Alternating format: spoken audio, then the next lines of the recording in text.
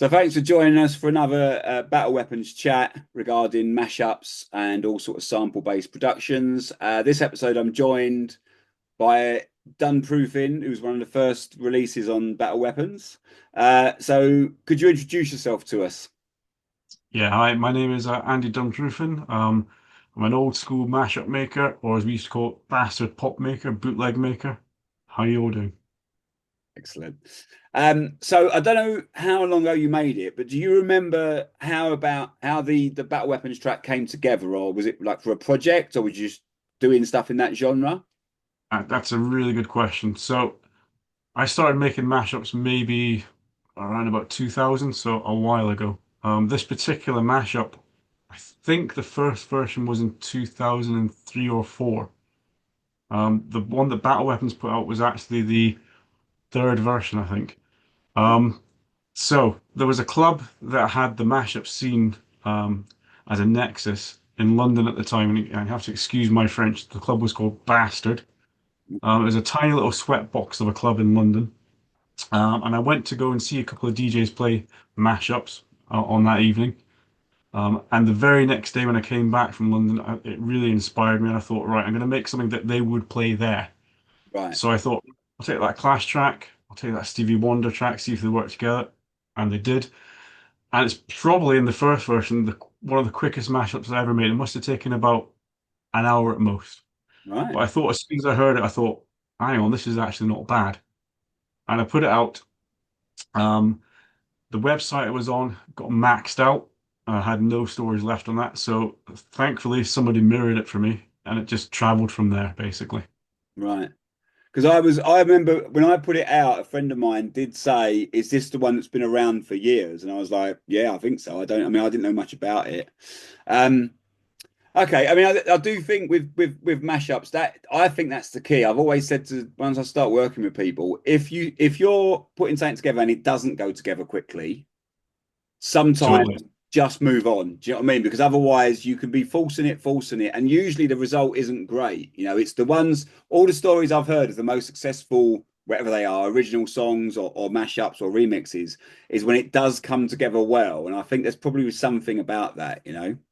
Oh, totally. I mean, if it doesn't come together within the first half hour, an hour, you're absolutely right. Just stop it and move on because it's not going to work, basically. If Yeah. it does eventually go together, it'll sound pretty forced, I think. But Yeah. no, one came together really, really quickly, at least in the initial version. Like I said, that's the third version I think you put out. Right. Because as the years have gone on, my production skills have maybe increased a bit. I don't know. But certainly the sources of material available have become better. So that's why the instrumentation and the vocals sound just that wee bit crisper and better, in my opinion, on the current version. Right. Great stuff. Um, okay. And so you said you started putting stuff out around the sort of 2000-ish mark. What was the first mashup or sample based track that you remember hearing and knowing that it was a sample or it was two songs put together? Sure. I mean, the first one that I heard on the internet, let's say, it was probably so an old trance thing from way back in 99, 2000.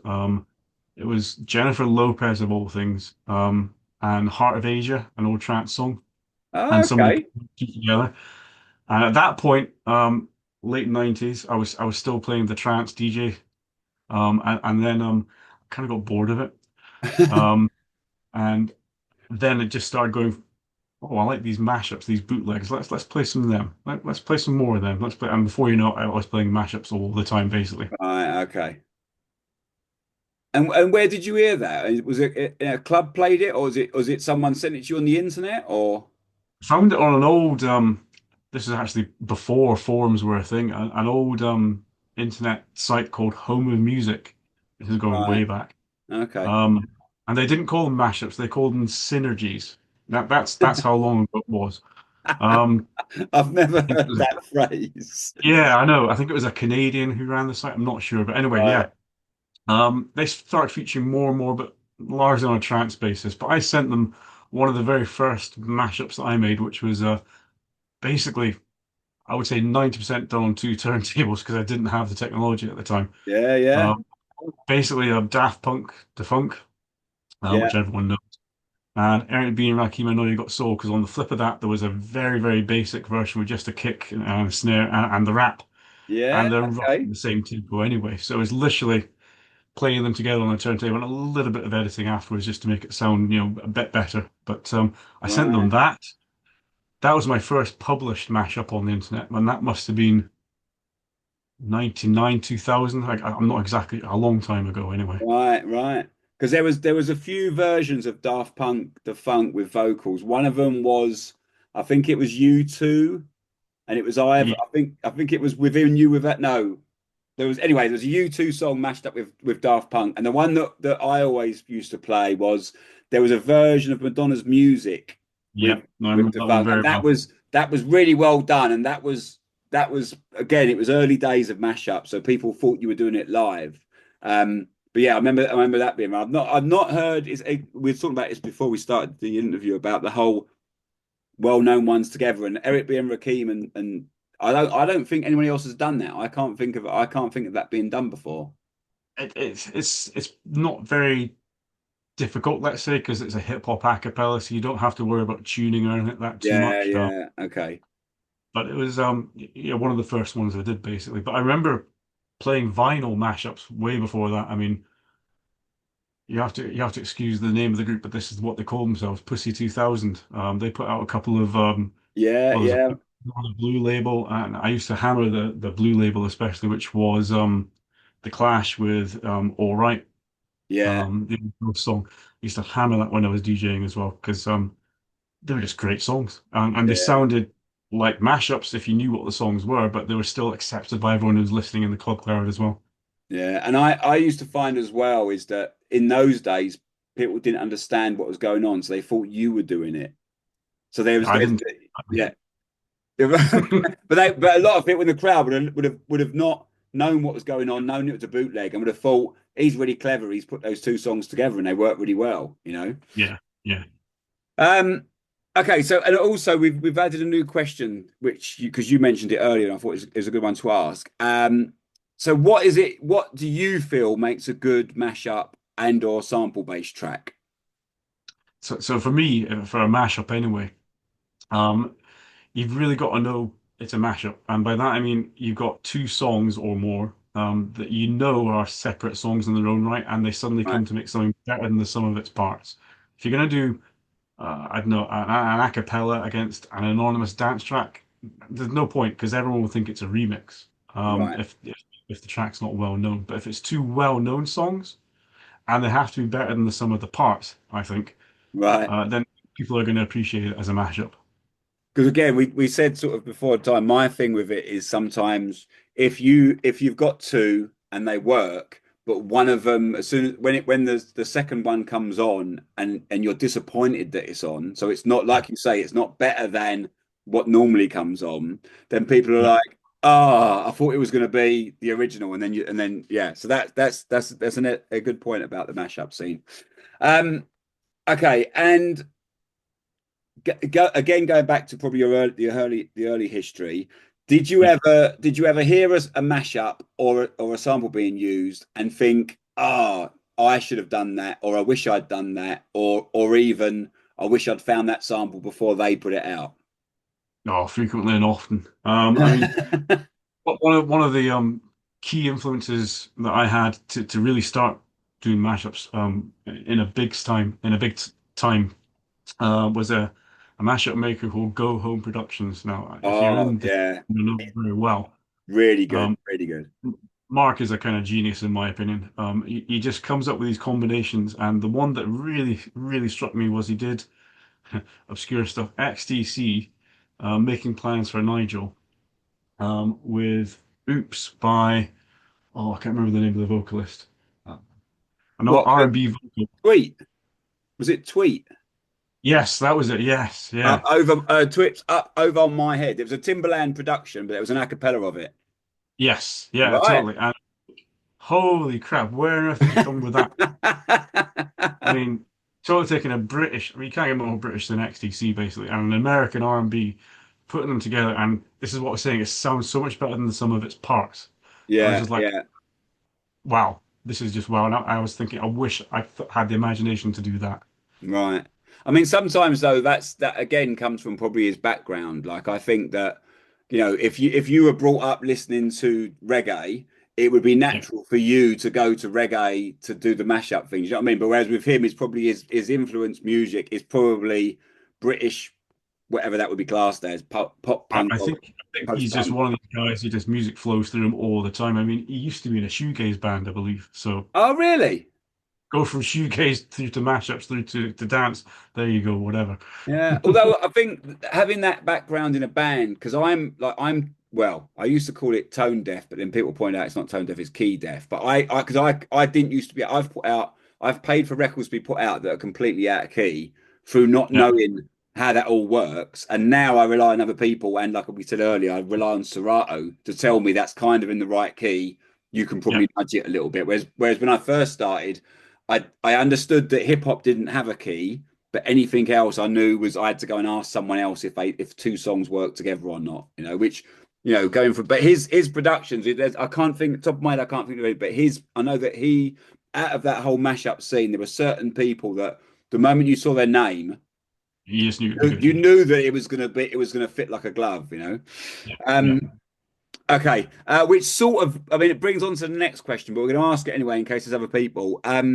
So which producer has had the sort of biggest influence on you so far? So for mashups, yeah, go home productions without a doubt. Up there. From that kind of era, I would say Soundhog as well. Sadly, Oh, Soundhog doesn't do I don't know. music now. Right, I don't know Soundhog. Oh, I'm going to send you some links for that then. Soundhog basically took the radio soul wax and then put it up a level, Right, in my opinion. yeah. He now presses vinyl. Yeah, Spoke Service he does, but Soundhog on that level and current day mashups. There's a couple of really good producers out there. I would say Wholemighty, who some of your Yeah, viewers may know. yeah. Uh, we've also got people like Agro One, who does really sort of industrial stuff. Okay. Um, Recon Thus, he's another really good mashup producer as well. So yeah, there's still people going. Varying quality. It's always been the same in Yeah. mashups. Varying quality. I mean, we was talking earlier about I mean, I was pointing out that the thing for me is the acapellas that everyone's got have been overused. Yeah, And I do, totally.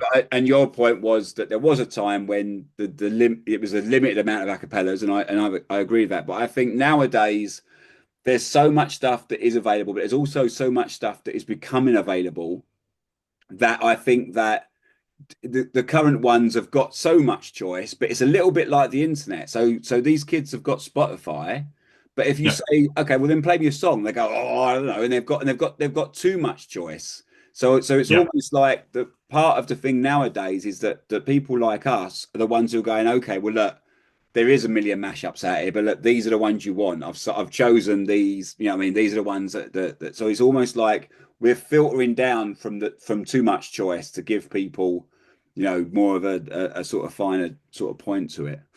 but Um, the thing is now with mashups now the only limit is your imagination basically. Whereas previously you were limited by what sources you could get the instrumental with the a cappella. If you've got the yeah, imagination now, you can pretty much do it with a pretty good degree of success to get that a cappella, to get that instrumental, and yeah, it's really freeing in some respects. In other respects, it's actually more difficult because there's, like you were saying, too much choice as to what you could yeah. do. I mean, and also you mentioned it earlier, like my one of my first mashups. We it was done on vinyl, and then slightly tweaked in a computer rather than like or on a sampler. And I think that as time went on, the easier it got to make bootlegs meant that more came out because people could do them more.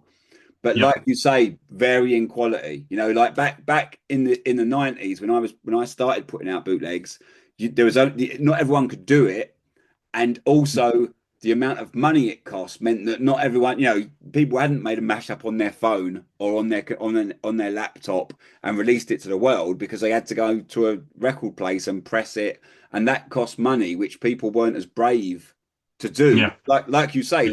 limited the releases.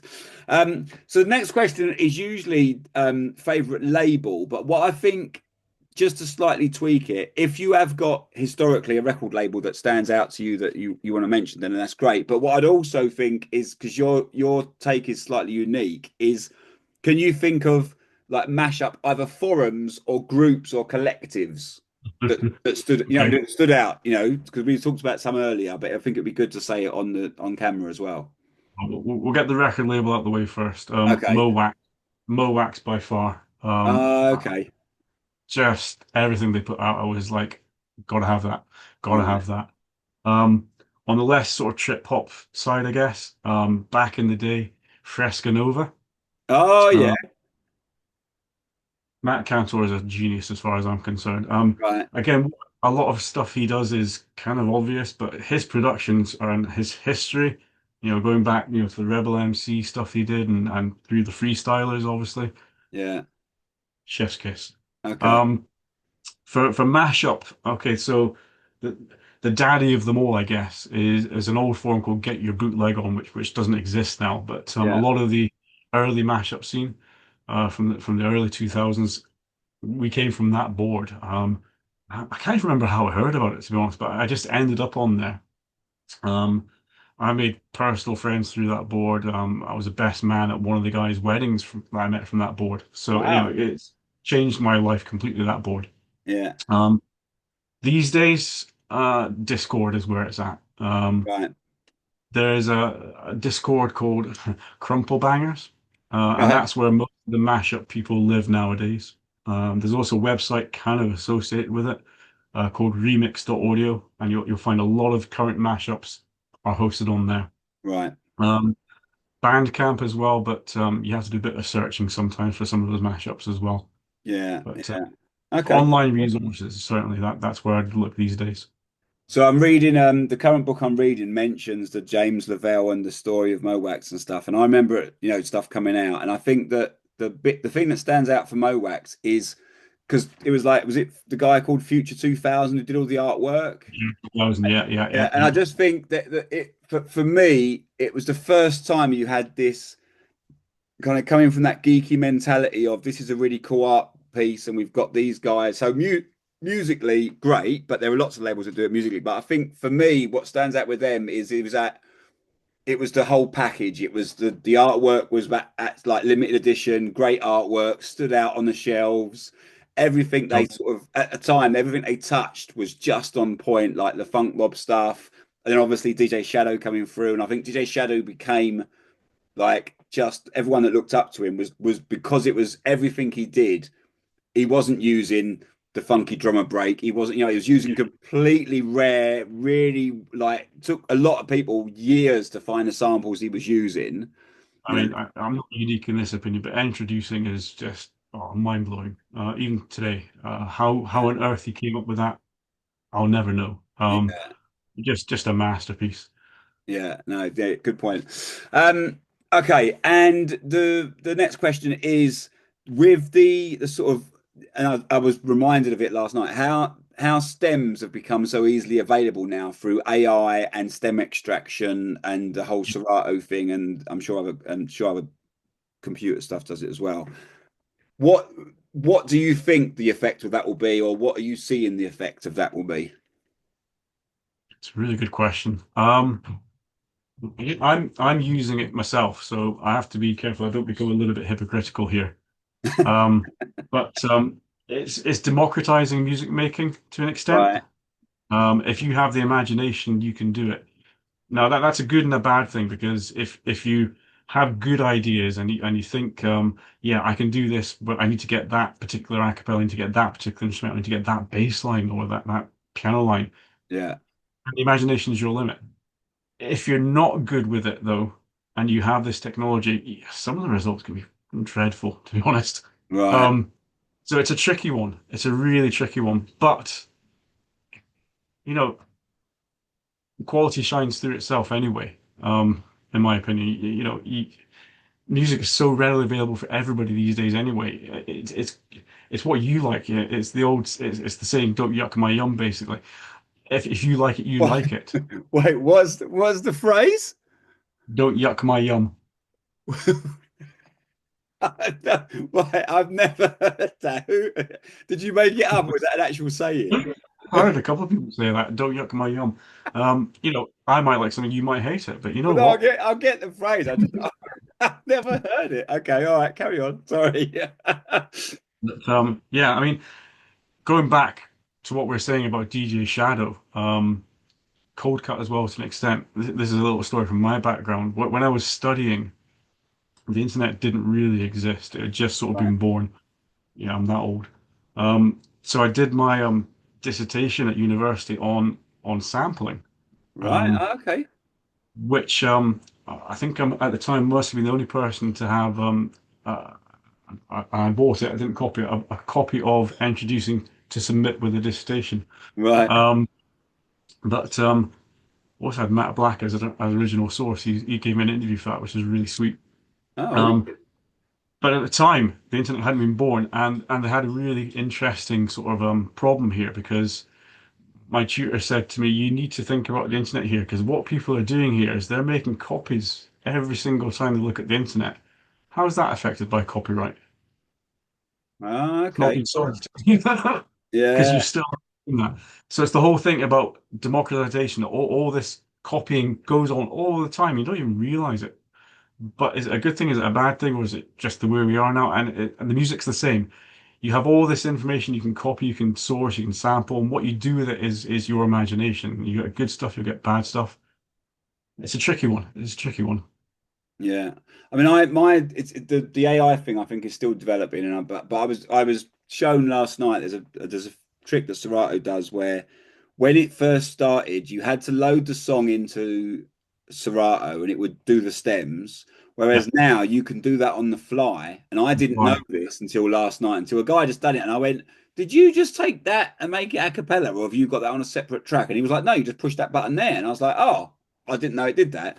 Um, but what it did is it then made me think, okay, well now that I know that's available, there are certain mixes that I do that work because the way the track is made and they fit together well. Well, Yeah. now like he was dropping lots of like as songs were mixing, he was just dropping the vocals out or dropping the instrumental one out, and I was like, that's now that I know it's available, it Yeah. will it will probably take another 2 or 3 years for me to learn new tricks or do things differently. But I just think the AI again, I sort of experienced Chat GBT for the first time properly last night, and the bit that what previous conversation was this stuff's coming and it will be happening. But my Yeah. my thoughts on it, we've kind of grey area about mashups and the legalities of them. But if you went to an AI thing and said, okay, make me a really successful mashup, there's so many parts that are not to do with the quality of the mashup. Like you said, the thing about, if it's good, it will shine through, and I get that, and I think that these people who make these mashups and they don't really work, they don't go anywhere. But I think what I also see from time to time is people send me stuff that they say this is so bad, but I like it, and like your yuck yum thing, I think is that I'd listen to something and go, oh man, that's just awful. But why would you spend your time listening to it? But there's someone out there that goes, this is the best thing ever. And that's this thing about the quality shining through. I kind of agree, but I also know what human beings are like, and and we all share complete nonsense sometimes. But some of the stuff that gets shared, it's being shared for the wrong reasons. Yeah, Yes. I think at least for the foreseeable future, you're going to have this with AI. If you typed in, make me a successful mashup, you'll get a mashup. But I think at the moment, you'll get something that's very obvious. yeah, I, I, no, yeah, I don't think you'll have the human element, which is going, oh, I didn't expect that. yeah, Wow, yeah. this works. And also going back to like your knowledge of the previous mashups have been done, there's a good chance if you said to an AI bot, right, make me a mashup, algorithm wise, it would go, right, give me two things that are successful. Let's try the Beatles and Ed Sheeran, and we're going to stick Yeah, them together. Whereas someone's going to go, well, someone's done that better, and they chose this Beatles song, and they show, what I mean. So I do think that initially in these days, it's going to be stuff you're going to get. You're right. Is I think will be obvious. I think it will be yeah, it will be an Eminem a cappella over with a Missy Elliott beat or something, and we'll all go yeah, but that's kind of been done 20,000 And times before. honestly, I think for a good mashup, like I said, you got to have something that's better than some other parts. If you're going to put a hip hop song with a hip hop song, what's the point? Yeah, yeah. I mean, to be honest, it has been historically AV8 did a successful run of music career with just hip hop, but that worked in the hip hop community. But then no one outside the hip hop community, they'd play the ones by Missy Elliott or Eminem, but they wouldn't play like a DJ Premier a cappella over a DJ Premier beat because that only works in hip hop. And I Yeah. think that to me, when the mashup scene exploded, it was for people outside of the scene. Like I remember the Errol Alkin ones being played on Radio One by I think it was Sarah Cox at the time. Oh, You know, look at the Brits back in the day. You had Kylie Minogue over New Order performing on the Brits. That's one of the classic mashups that yeah, mass in the UK at the time because it was broadcast on national TV. yeah. I mean, you also get if you look at the early Richard X stuff, that Girls on Top stuff, then suddenly the Sugar Babes are doing Freak Like Me. Mhm. You know what I mean? Yeah, Which has been done a few times, but he did it really well. And then someone's gone right. Okay, well it is a bootleg, but we'll make it legitimate by clearing this and then clearing this and getting the girls, getting the Sugar Babes to sing it. You know? Richard X is again we were talking about influences earlier, and yeah, Yeah, even the stuff he still produces now is just phenomenal. I think, yeah. um, great producer for pop music, no doubt. Yeah, yeah, good stuff. Okay, and so lastly, I think we had quite a big chat before we started this, and you've already answered my question, but we're going to say it on camera. So, what do you have for people that heard your track and they go, right, I want to go and hear more from this person? What have you got coming out, or where can people hear sort of other stuff that you've done? Right, so remix.audio, that's where all my mashups since I came back to mashups. I had a little break for about 5 years, and then basically the pandemic Yeah, happened, and I'm making mashups again, and that's where you can find all my stuff from pandemic onwards. Remix.audio / Dunproofin, I guess. right, Um, if you want to hear me online, like every other DJ, I'm a Twitch DJ as well. Every Wednesday, Friday, and Saturday, I DJ in the evenings. I don't actually play mashups. right, I play house music. I play club classics, and I'll do a rotation night, which will be techno or drum and bass or something like that, something different. right, So that's where I play live. That's where my head's at now. Musically, I'm actually working on something which I can't produce a cliche. Can't really say much about just now. But it's involving a known band, let's say. right. Um, Okay, good stuff. so I'll be very happy when if anything happens with that. But I'll get shot if I said what it was. I'll tell you off camera when you're not recording. Good stuff. Well, look, stay in touch. And when you've got these new projects ready to go, we can always do some sharing of them and stuff.